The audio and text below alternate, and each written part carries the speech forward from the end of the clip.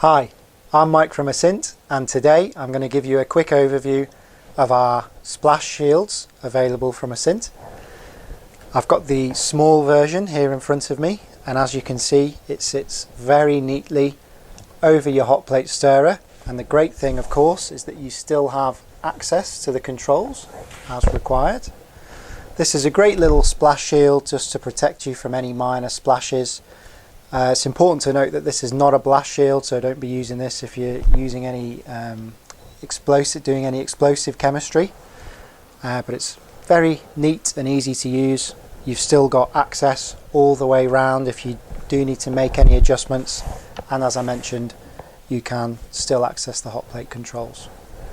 We also have a slightly larger version, which I've got here.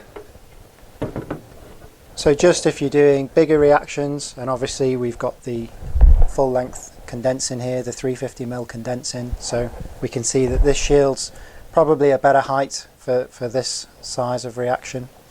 But other than splashes, I mean, the great thing about this as well is if you're doing, say, a lot of parallel reactions in a kind of circular arrangement, say you're using some of our Drysyn vial inserts or the Drysyn Octo, then what this shield will also do is it will shield all of your reactions from the airflow that you get in a fume cupboard, which could result in the reactions at the front of the hot plate and kind of closest to the fume hood sash being cooled down and having a slightly different temperature than the ones at the back, because they're getting that constant flow of air from the fume cupboard.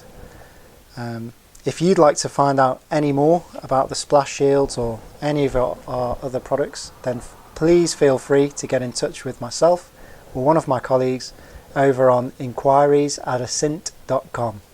Thank you and goodbye.